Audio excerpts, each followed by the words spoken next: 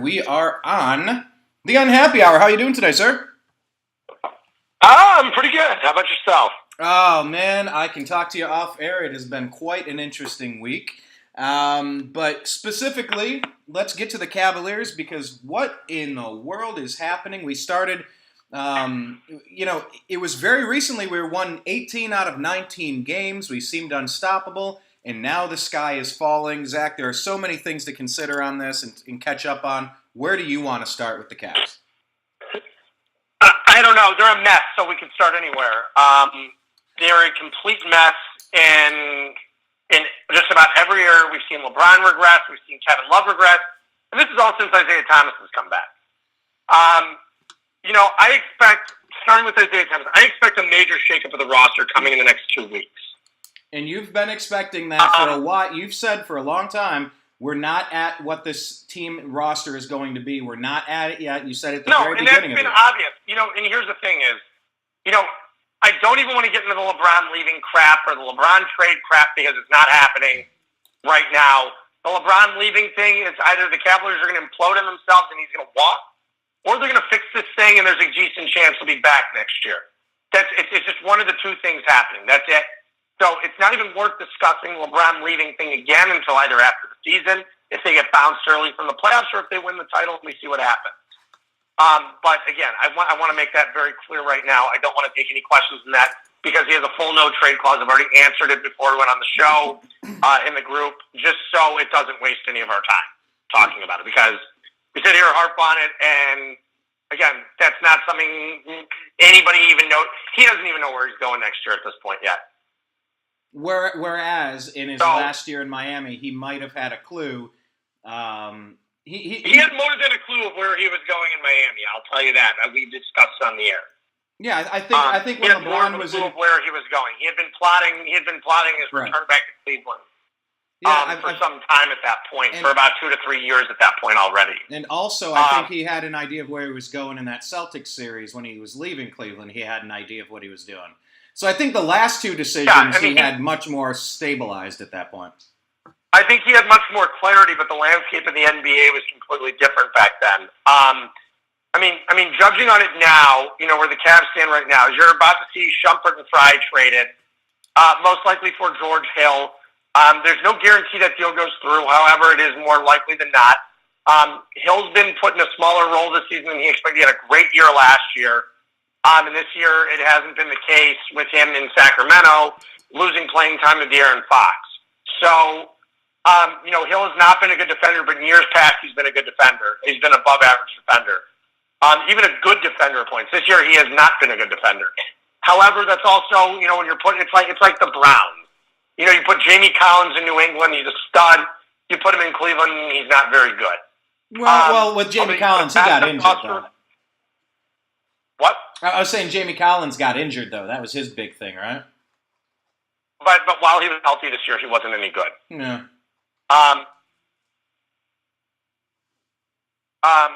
So judging on that,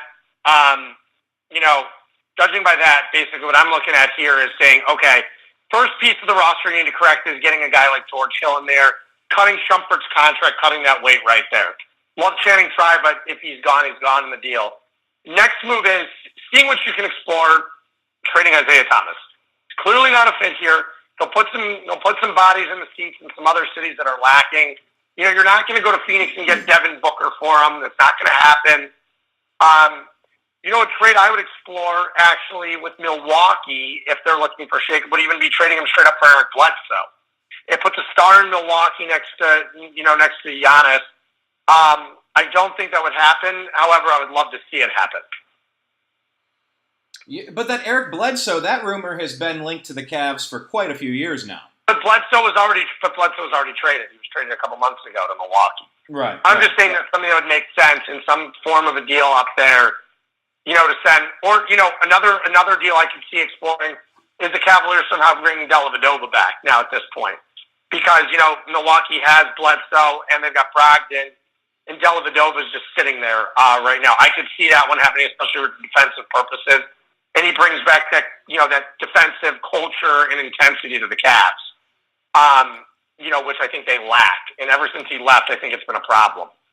Well, not just Dellavedova, the other guy. He's not even on the radar yet, Brian, but he's just a name I'm throwing out there at some point. Well, how do people get on the radar in the first place? We talk about it. I would look for these names to be moved possibly during the deadline. Jay Crowder, Isaiah Thomas, Tristan Thompson. You can reshape this roster by trading Tristan Thompson and trading Isaiah Thomas, and it's in a deal. If you move Isaiah Thomas and you send him down to Charlotte, he has a great year down in Charlotte, and you can receive Kemba Walker back. And Thomas is great down there. It's fantastic because it allows Charlotte to possibly back up the Brinks truck and re-sign Isaiah if he's that good. And if he's bad, they cut their weight and they start the full-scale rebuild. All contingent upon whether IT turns into the IT of the last couple of years or the IT this year. Let me break down Jay Crowder. Why is he not meshing with this team? Was he any good to begin with, or what? I tend to think he was a system player. I mean, you look at it now, and this is exactly what we focused on. Who did Boston lose this offseason? They lost Avery Bradley. They lost Jay Crowder. They lost Isaiah Thomas. And Isaiah was the worst of the defenders. However, you look at that team now, Kyrie Irving's the 12th best defensive player in the league according to his efficiency rating. Kyrie Irving is a top 15 player defensively. Who saw that coming? Jason Tatum, a rookie, is a top defensive player in this league. Marcus Smart, Jaylen Brown, Al Horford. They are, I think it's again, you look at Bradley, who hasn't been nearly as good defensively this season in Detroit. Jay Crowder's been one of the worst defensive players in the league. It's a system fit up in Boston. I think that's obviously what we're realizing. However, their pace has slowed down. Kyrie's not as valuable necessarily in the offensive end as he was in Cleveland, per se. But because their pace has slowed down significantly. They play a much more in a half-court game than they did in Cleveland with the fast break in the full court. That's not their game in Boston. Kyrie's the best half-court player in the NBA. He can really create his own shot. He's fantastic. He's the best half-court player in the NBA, Kyrie Irving.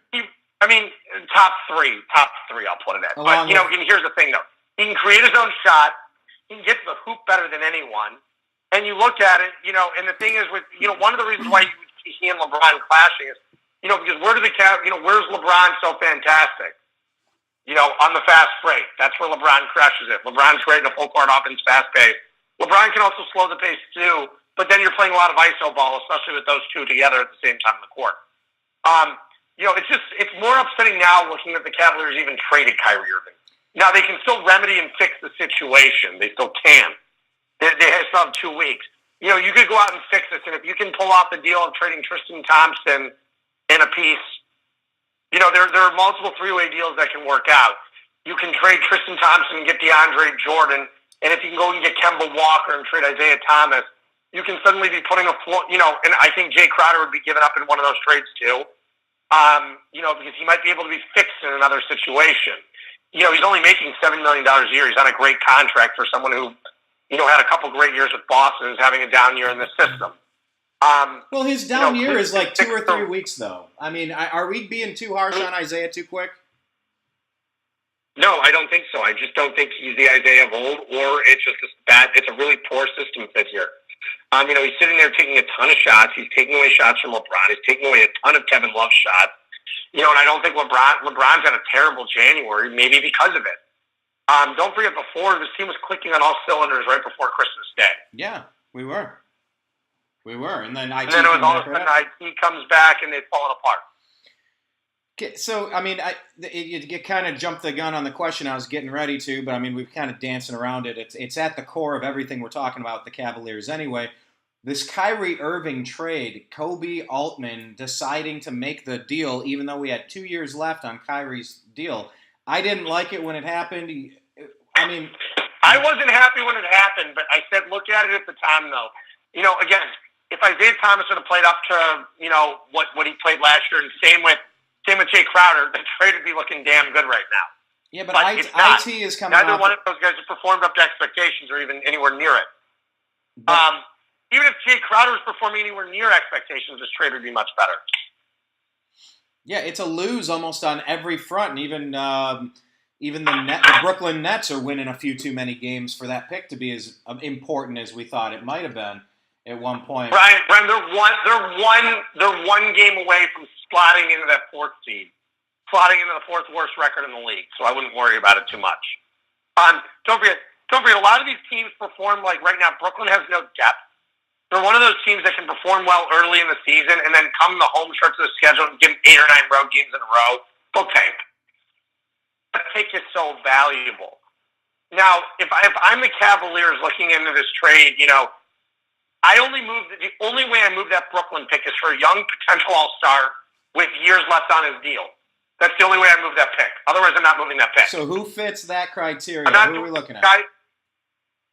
I'm not doing it for a guy who's going to hit free agency this year. That's stupid. We gave Kyrie. What? No, I'm just saying we gave Kyrie away for someone like IT, 29, coming off an injury. Obviously, the Brooklyn Nets pick was the crux of that. But so who's available? But don't forget, it was for this year and it was for the future. Isaiah Thomas, if he could have reverted to his form from last year. Don't forget, this is the guy who finished top 5 in the MVP voting last year. Yeah, I got it. He arguably had a better year than Kyrie. We all know that Kyrie's a better player than Isaiah. But in the short term, getting Jay Crowder back in that deal too helped because you were getting a defensive stud in that deal. And you were getting a guy who was signed on such a cheap contract. It was huge. Especially in today's NBA. I mean, 3 years at $21 million. It was a perfect deal for the Cavs. And then if you could have gone and spun around the Brooklyn pick, and if Oklahoma City was still struggling, you could have probably turned that into Paul George. But now you can't. Oklahoma City's not struggling anymore. They started to get their act together. They're going to be a force in the West. Granted, can they beat Golden State? No. Can they beat Houston? Probably not. But they're going to be there. They're one of the top 3 teams in the West. They're going to be good enough to keep them from selling. And that's essentially what the Cavs are looking at now, is to find the teams that are not good enough to keep them from selling. The Cavaliers need to try to bring in guys like DeAndre Jordan and guys like Kemba Walker, because those are going to at least help. You're going to watch them trim the roster. I'd be shocked if Kobe doesn't completely overhaul this roster in the next 2 weeks. And if he doesn't, it's a failure on his end, because they're not. Here's the thing. Right now, they're going to get bounced out by Boston or Toronto with the way they're playing. This roster, with the way they are, they're not built to win in the playoffs right now. Now, granted, every year this team struggles in January. We go through this every stupid year. This is year number 4 in a row we've gone through this. It's true. We've been to 3 straight titles. We have LeBron James. Let's not forget that. Yeah, However, I'm not panicking, and we're trying to work in Isaiah Thomas after the injury. I'm not panicking. Everybody on this team, for the most part, has been to the playoffs or been to a championship or won it. Look at this roster. Tristan Thompson has been to 3 finals. Kevin Love, technically, has been to 3. LeBron James has been to 8. Dwayne Wade has been to 3. Or Dwayne Wade, has been to 5 and won 3. Isaiah Thomas has been in the playoffs multiple years in his career. This team, Korver, they do have the pieces on here that have won a championship, have been to championships. They have the leadership. That's not the problem. I kind of wish Korver would get some more minutes. But hey, let me do this real quick. I want to make sure that we're acknowledging people in the Facebook group. We are live over here. Invite your friends if they're not in, if they're Indians, Cavs, Browns, or Buckeye fans. We're talking with Zak Baris, lifelong Cleveland sports fan. We're covering Cavaliers action. We might get into some of the Jim Thome, Omar Vizquel stuff afterward. But if you are watching us live, we ask that you type some questions down here below, and we'll try to incorporate these questions into our conversation with Zak. And Zak, that's what I wanted to do right now. I wanted to kind of just steer off into the direction of the head coach at this point. We did do a question about should the Cavs go after Jason Kidd. You said, hell no. But Tom Ostrowski is asking if Ty Lue is in trouble. What are we doing with the coach? That's the question right now. I mean, does Jim Boylan take over? Does Larry Drew take over? It's a big question right now. I just don't think it's a smart idea to fire Lue. They've won a championship under him. The continuity is something that sticks in the NBA. It's a good thing to have it in sports. Changing your coach, the Cavaliers. And don't forget, we fired David Blatt when we were 31-10 2 years ago, and wound up winning the championship with a coach who took over mid-season. That's never happened before. You know, David Blatt and Steve Kerr were the first two rookie coaches to ever make the NBA Finals. They did it the same year, right? Or a year apart. Yeah. Well, a rookie coach had never won the NBA Finals. You know, and that happened Kerr's first year. You know, Ty Lue did in his second year. You know, every year the Cavaliers keep defying odds. No team who's lost this many games and done this has ever won or made the NBA Finals. Well, they keep defying logic every year. And, you know, again, the Cavaliers, I fully expect them to get their act together. I think LeBron might be playing this way because they know, and I don't even want to speculate on this, but I'm just going to say it. LeBron might be playing this way anyway because he knows he needs help, and he's basically this weird plea that he makes every year to the front office going, get me some effing help. You know, this is what we need. You know, get me some help. Let's change this up. We're going to purposely struggle for a while. I'm not going to put my best effort into it. I don't know what he's thinking. I really don't know. I couldn't tell you, Brian. You know, and then all of a sudden they turn it on, they make their trade, and they turn it on. You know, last year we knew they didn't have enough to beat Golden State. We knew it. You know, it was pretty obvious. Nobody really wanted to admit it, but you added Kevin Durant to a team that won 73 games. Yeah, that's pretty ridiculous. Even again, the Houston Rockets are very good. Can they defeat Golden State? I don't think so, but, you know, it's possible. I just don't see Golden State losing in a 7-game series. Now, if the Cavaliers completely change it up and add Kemba Walker and a guy like DeAndre Jordan to this team, well, we're in a whole different ballpark at that point. Yeah, it's a very different team. You're looking at LeBron, Dwayne Wade, Kemba Walker, DeAndre Jordan, and Kevin Love in a lineup. You know, I mean, at that point, you're just like, okay, this is a team. That team, you know, you're adding a great defensive guy in DeAndre Jordan. You know, I think that would help the Cavaliers immensely if you could add those two pieces, but at what expense? You know, Jay Crowder, if you're going to add both of those guys, trust me, Crowder's going to be gone in that deal. IT's going to be gone in that. Tristan Thompson's going to be gone in that. Channing Frye. I mean, imagine if you have a starting lineup, though, of Kemba Walker, George Hill, LeBron, Kevin Love, and DeAndre Jordan with George Hill coming off, with Dwayne Wade coming off your bench. I'm not saying this is all going to happen, but those are the three trades you'd want to see happen if you're the Cavs. You completely shake things up. You're bringing a new culture here. And then all of a sudden, LeBron's going, okay, I got a roster that's built more for the future now than in the past. And we've got some room. Don't forget, there's going to be a strong buyout market, too. I don't know who the buyout candidates are going to be yet. It's not close. You know, we're not there just yet. But wait till that buyout market opens up. And then all of a sudden, it's the Cavaliers. Okay, we can piece together this nice team heading in there. It might take a good 30, 40 games to get together, but once we get rolling, we're going to start steamrolling teams again. Now, they could easily just fall apart, and this could be the end of it. I hope not, but, you know, again, I keep saying I trust Kobe, I trust Kobe, I trust Kobe. Well, here's the point. I'll know in 2 weeks whether I think he's a great GM or not.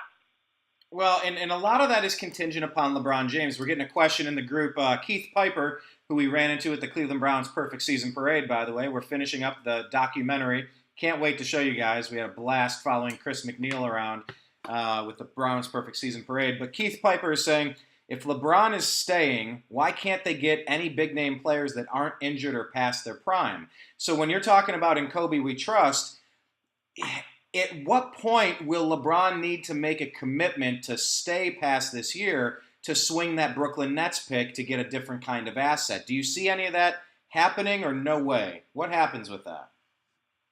Wait, can you repeat the question, Brian? Yeah, there were probably 2 or 3 questions in there, but if LeBron is staying, why can't they get any big-time players that aren't injured or past their prime?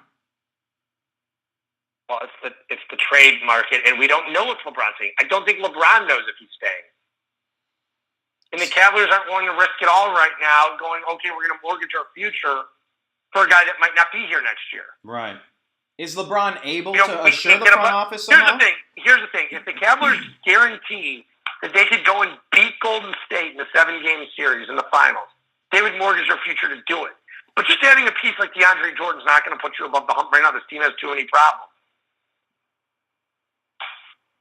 So that's kind of handicapping our trade market a little bit. It's kind of keeping us 1 foot on dry land and 1 foot in the water. It's kind of tough to jump in. And that's the nature of playing with LeBron James, I guess. And, you know, that kind of brings me up to the Kevin Love question. Is it that Kevin Love is just sick of the crap, or has the team turned on him? Do you think it's fair? Do you think the meeting was much ado about nothing? What's going on with Kevin Love specifically? I wasn't in the meeting, so Brian, it makes it too difficult to say. But I think it's just a blame game. And they want to blame Kevin Love, multiple people. Yeah. I don't know about that. You know what, Brian? I think we'll realize winning always works itself out. Yeah, well, of course, that's a great antidote for almost everything. And Matthew's in the group. Hi, Matthew. He's saying Cavs suck. It's Browns time now. Yeah. I mean, the Cavs.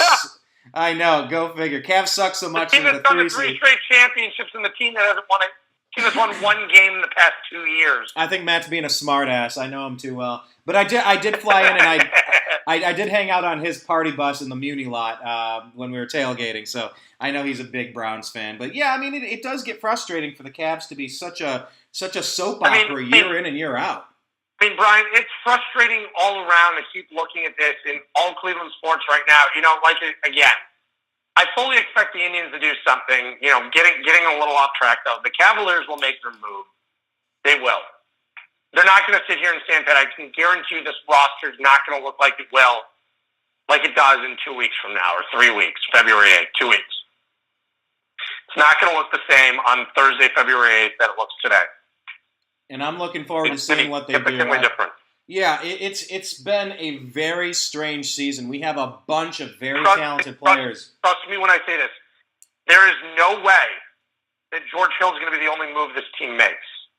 There's no way. It's not possible. Because if it is, we can cut LeBron his ticket now and say, see you later. All right. Enjoy your last 2 months of LeBron, 3 months. I'm telling you, the front office knows damn well what's going on. Ownership knows what's going on. If the common person knows what's going on, ownership in the front office know. Kobe Altman's a very bright guy. He's a very smart guy. He knows his basketball. Trust me on this one. Not going to sit there and he's not going to get fleeced on anything. They're going to go in there. They're going to make their move, and if it means trading the Brooklyn pick to get a guy like Kemba that's going to be here another year, then they'll do it because they can always flip him again next year if LeBron does leave. But if LeBron has future players, and DeAndre Jordan opts in for a year, and Kemba Walker's here, and he still has Kevin Love, you might see LeBron, there's a good chance at that point, LeBron goes, okay, I can win it in Cleveland next year. I can do this. Now, here's the thing. If Houston hypothetically beats the Warriors, I can't see LeBron joining an already championship team, in Houston. It just doesn't make any sense to me.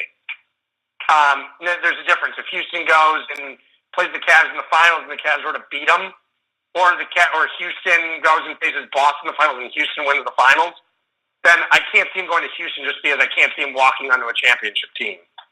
It's just not LeBron. Well, the other question that we have to ask in the next 2 weeks as we're revamping the entire roster, is there any way you ask LeBron to waive the no-trade clause and do something different? Brian, I told you I'm not answering this. I phrased it differently.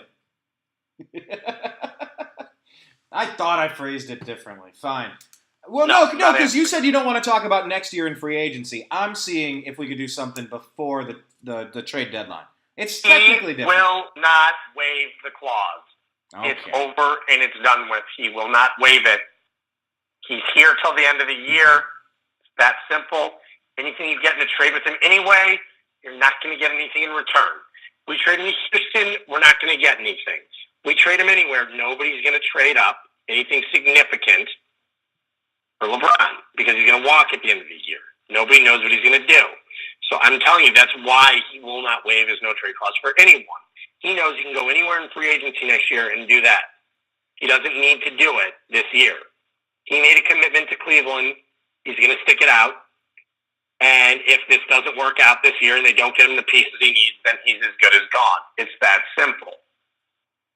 Unless they were literally just to cut bait with him and cut him, which would be the stupidest thing ever, then fine, go ahead and do that. But that's the only way it's happening. Who do you think you're going to trade him to? You're going to trade him to Philadelphia for Ben Simmons? Do you think Philadelphia is going to give up Ben Simmons for a half a year of LeBron? Or we're going to get an injured Markelle Fultz for him? Give me a break. Yeah, it's kind of hard to find any scenario where you can get You know, anything. you're going to send him back to Miami for Goran Dragic or, you know, a piece down there. I mean, nobody's stupid enough to do that trade, Ryan. I mean, nobody's going to give up something significant for LeBron that's going to walk, and LeBron's not going to want to be there.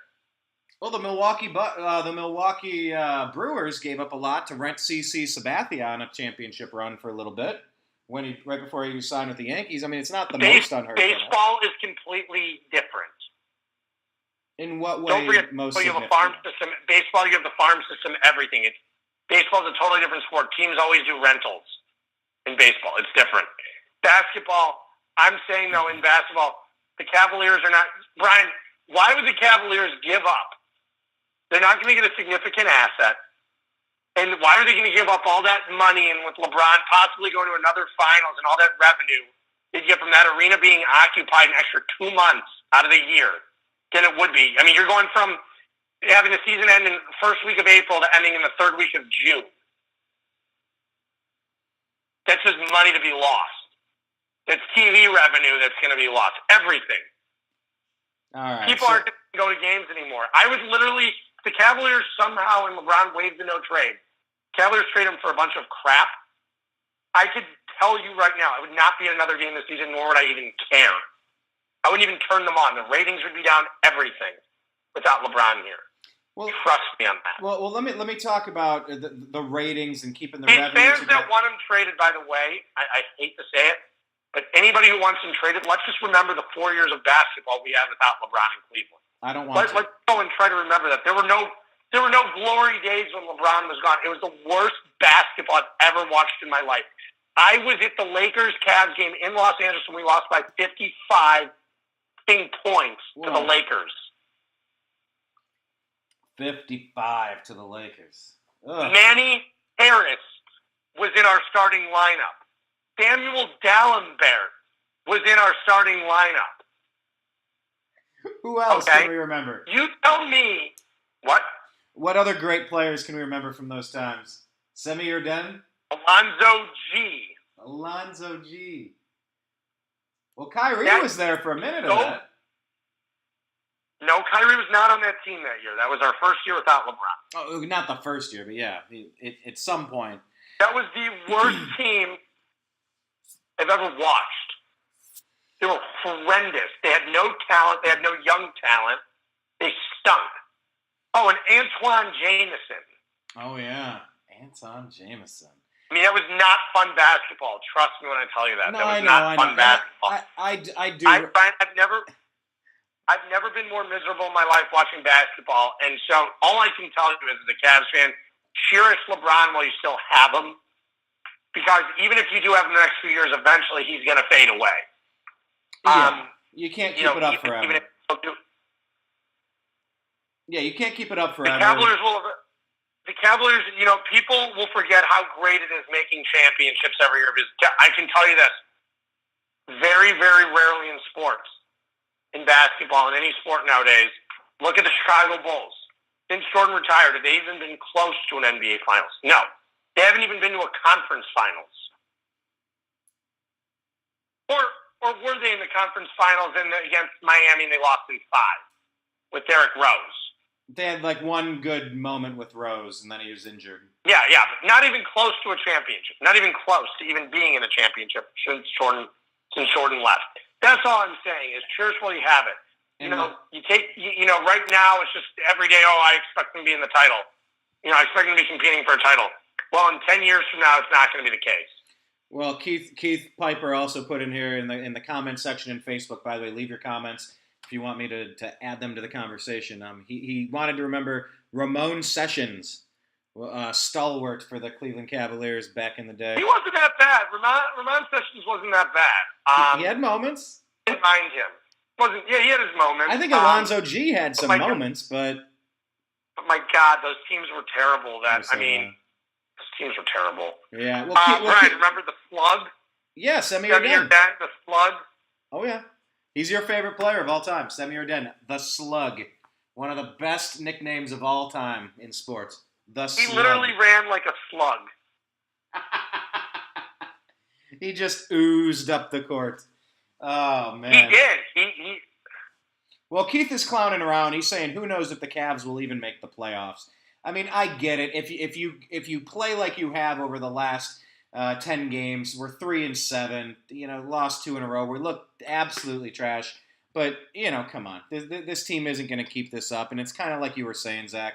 Maybe it is much ado about nothing for LeBron to overhype this slump so that he can push the general manager to make the trade and kind of improve the roster a few ways. But that has me thinking about the ownership group now, because there's a story circulating that you called fake news about Dan Gilbert wanting to sell the Cavs. What can you tell us about that possibility? Why would Dan Gilbert sell the Cavs?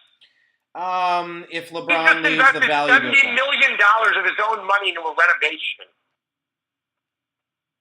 Well, they could get that back in a deal, though, right? Not going to happen. He's not selling the team. The Pistons aren't for sale. I think it's a joke. Stephen A. Smith said it. He's not. Stephen A. Smith has been wrong 1,000 times. Yeah, it's amazing what people have to do for clickbaity stories just to get attention. I'm telling you, I'd be shocked. I would be shocked if Dan Gilbert was selling the team now. Okay. And here's the thing: their value is not going to be at premium value. Their premium value would have been before last season or when they first re-signed LeBron. Yeah, you're right. That's probably a high watermark. Who knows what we can do with this pick? Who knows what we can do with this Brooklyn Nets pick and some of the other assets that we have? I mean, hey, I've seen stranger things happen. Maybe we could usher in a new heyday. Because, like you said, LeBron isn't going to be at peak LeBron forever. You only have a brief window of time to rock and roll, so you might as well take advantage of it. Well, I'll tell you what, there's a lot of things that are going to happen on the free agency market that we're just not going to know about up until it happens. So maybe we could press pause on the rest of the NBA stuff until some of the trades come through. Unless, did you have anything else you wanted to add with the entire NBA landscape not Cleveland Cavalier related? No. It's just the NBA in general, I can just tell you is, with the Cavs strong, it has not been as fun to watch. But again, there are some teams. You look at Boogie Cousins, he's having a great year. But I think, again, we looked at this last year. It's funny, looking at the Oklahoma City trade with the Pacers going, oh, man, Oklahoma City ripped them off. The Pacers got pennies on the dollar. Well, Oladipo is an all-star now. Paul George is not. Interesting. Yeah. The bonus has been pretty damn good, too. You look at the trade for the Bulls. It's been a win-win on both sides. Yes, the Bulls have gotten a lot worse. However, Jimmy Butler's killing it up in Minnesota. He's been a great asset up there. It's a win-win trade for both sides. Lauri Markkanen, who I liked in college, but I didn't think his game, he just looked soft to me last year, especially in the NCAA tournament with Arizona. And that's where I went, obviously, and knowing a lot of information. Markkanen didn't impress me last year in the tournament. He impressed me a lot during the regular season. And I'll be honest, I was the first one to tell you, I thought Markkanen, I did not think he'd be this good of an NBA player. The kid is an absolute stud. Zach LaVine, coming back, and Chris Dunn, I was at the Bulls game about a month ago against the Cavs. The Bulls looked that was like 2 months ago now. The Bulls looked really, really good. Chris Dunn looked really, really good. The Bulls may have gotten 3 really, really valuable pieces out of that deal. And, in moving up from Markkanen, getting Chris Dunn, getting Zach LaVine, I think they made out really, really nicely in that trade, to tell you the truth. And same with the Pacers. But very rarely do we see superstars. Very rarely do we see superstars traded for pieces, and those pieces actually become something. We witnessed it with the James Harden deal. We witnessed it with other deals, and heavy to mountain. I can't believe how good Oladipo is, and Sabonis has been very good too. I always saw a lot of talent with Oladipo. It's just a matter of consistency. And kind of like... Well, I wanted the Cavs to take him number 1 overall a few years ago. I remember when we were talking about it. I wanted to see the Cavaliers take... That was the one time I wanted to see the Cavaliers take him number 1 overall. Right. Well, We'll see how it plays out. Now you got me thinking You know, about getting and Dellavedova from the Bucks. That sounds fun. Now I'm looking at all the teams around the well, league. you know, you just need to see who might become available. And again, Dellavedova is the third point guard now in Milwaukee. You know, he's definitely an option at this point. I mean, I think that all names are on the table. Yeah. And I think it would bring a little spark back into this organization if you had a guy like Dellavedova who's tough, or at least plays the tough guy role. You know, he plays that scrappy white guy, tough guy role. Right. You know, he's not the most athletic. That's definitely for sure. But again, if he can sit there and give you some valuable minutes, give you 8 to 12 minutes a game, and you know, come in there as a defensive stopper. You know, I mean, the fans love him here too. Oh, absolutely. Fan favorite forever, Matthew Dellavedova. So, we'll see the trade market heat up, but you're really not going to see any significant movement until about 48 hours leading up, 24 to 48 hours leading up to the deadline. That's when you're going to see all the significant movement, because right now it's all talk. Teams will start increasing their offers. You're going to see teams fall further and further back. It's just a matter of time at this point. I tend to think that you'll see the Cavaliers make some significant moves, and you'll know where they stand. You know, if they feel they can compete with the Warriors, they'll trade the Brooklyn pick. If they don't think they can beat Golden State, you won't see them trade that Warriors pick. Okay, that'll be the barometer. If they get super, super lucky, they are able to land a superstar without having to give up the Brooklyn pick. Yeah, I don't know what scenario that happens in. Pelicans are a playoff team. Teams are starting to value late first round picks though heavily. Over the last couple of years, because you look at the success of guys like Nikola Mirotic, you look at Jimmy Butler, you look at these guys who were drafted late. Especially in the late first round or early second round, guys like Draymond Green, Alan Crabb. There's been a lot of good players coming out in the 20s, in the 20s and 30s overall over the last 6 to 7 years. And it's really been an eye-opener for teams, which is why they're valuing these first-round picks so heavily nowadays, so maybe, which didn't used to be. So maybe a team like the Mavericks or the Kings or somebody like the Grizzlies, they might just go, you know what, we're not getting anywhere this year. Trade in a good player for a lottery, for a scratch-off ticket. Maybe you can win something big on it. Yeah. Who knows? Take a shot. And it's a way to rebuild your roster and get a core in there. That's the thing is, you get some core players in there. Right. So it'll be interesting to see what happens. But looking back on it, Chris Dunn looked like a colossal bust last year in his first year. He can move the ball pretty well, and Chicago's been ever since Mirotic came back, ever since Bobby Portis and Mirotic came back, they've been much better. Although I think you'll see Mirotic traded at the deadline. All right. Well, let's do this then. If it's all right with you, we can press pause, reset real quick. I'll split these up into 2 different segments, and we can maybe just Brian, maybe we do a live post-trade deadline show in California in 2 weeks too. Hold on, you're going to be out here for the deadline? Yeah, I get it. February 9th, I get in. So we can do a post show. It'll be fun. Where are you going to be? What's the itinerary? How long are you here?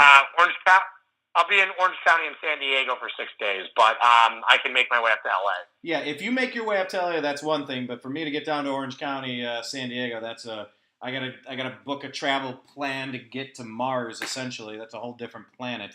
Hell, people in the valley, you're in the valley? All right, I'll see you next year. Might as well live in Canada. Oh, right. Trust me, I know. Yeah, I know. All right, cool. Well, then, a lot better than it sounds. Let's pencil something like that in about 2 weeks then, and let's press pause and switch gears for a minute on the Unhappy Hour.